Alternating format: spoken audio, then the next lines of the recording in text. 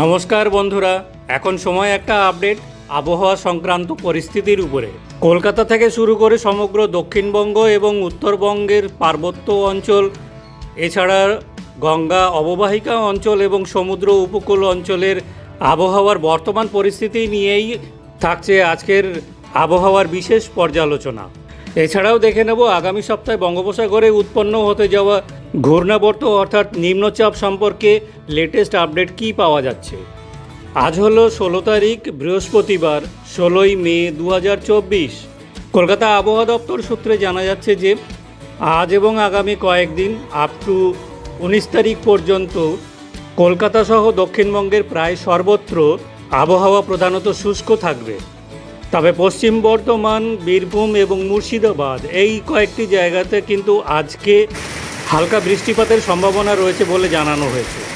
তবে আগামী কয়েকদিনে দক্ষিণবঙ্গের সর্বত্র কিন্তু গরমের পরিমাণ অনেকটাই বাড়বে বলে জানানো হয়েছে। বিশেষ করে গঙ্গা অববাহিকা অঞ্চলে 3-4 দিনের মধ্যে 3-4 ডিগ্রি সেন্টিগ্রেড তাপমাত্রা বাড়তে পারে বলে জানানো হয়েছে।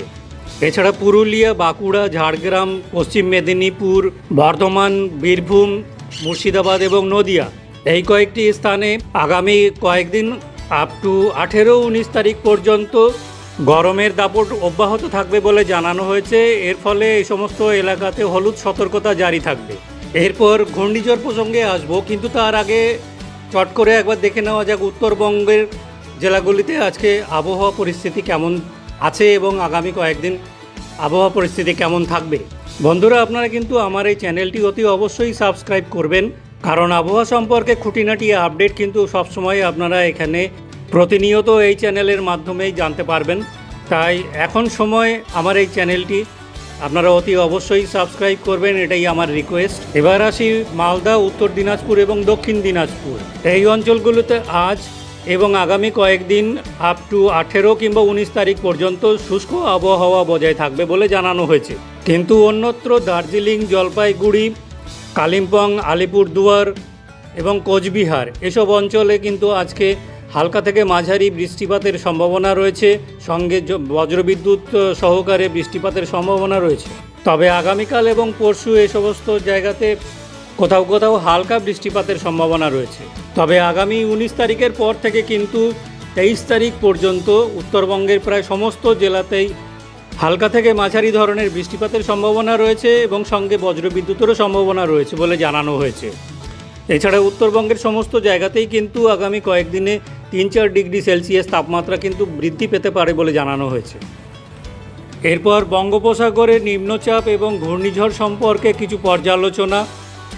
এখানে New Delhi tropical weather outlook এবং regional specialised meteorological centre tropical cyclones তাদের অফিসিয়াল আপডেট থেকে ইমিডিয়েটলি কী জানা যাচ্ছে আসুন একবার দেখে নেওয়া যাক।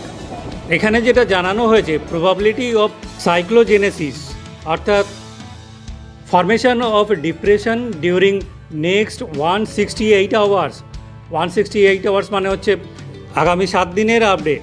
এখানে জানানো হয়েছে যে এই 7 দিনে কিন্তু বঙ্গোপসাগরে সাইক্লোনের কোনো সম্ভাবনা নেই, কিন্তু 7 দিন মানে হচ্ছে আগামী বুধবার কি বৃহস্পতিবার পর্যন্ত, তাই তো, অর্থাৎ আগামী 22 কি 23 তারিখ পর্যন্ত। কিন্তু 24 তারিখে কিন্তু বঙ্গোপসাগরে কিন্তু একটা নিম্নচাপ ঘনীভূত হওয়ার সম্ভাবনা দেখা যাচ্ছে, যেটা সম্পর্কে এখনও কিন্তু অফিসিয়ালি কিছু জানানো হয়নি। এই নিম্নচাপটির অবস্থান হবে বঙ্গোপসাগরে উড়িষ্যা উপকূল থেকে দক্ষিণ পূর্ব দিকে 446 কিলোমিটার দূরে এটা অবস্থান করবে এবং এর অভিমুখ কিন্তু থাকবে উড়িষ্যা উপকূলের দিকে, বিশেষত ব্রহ্মপুর বা পদ্মপুরের কাছাকাছি। তবে যেহেতু এটা সম্পর্কে অফিসিয়ালি এখনও কিছু জানানো হয়নি, তাই এটা নিয়ে এখনই টেনশন করাটা ঠিক হবে না বন্ধু। তবে পরবর্তী সময় এটা নিয়ে বিস্তারিত আলোচনা করা যাবে। তো এই হলো আজকের আবহাওয়া সম্পর্কে বিস্তারিত এক পর্যালোচনা। বন্ধুরা, যদি আপনাদের কারো কিছু বলার থাকে অবশ্যই কমেন্ট করে জানাবেন। তো আজকের আবহাওয়ার আপডেট তাহলে এই পর্যন্তই, ফিরে আসবো পরের আপডেট নিয়ে। সবাই ভালো থাকবেন বন্ধুরা।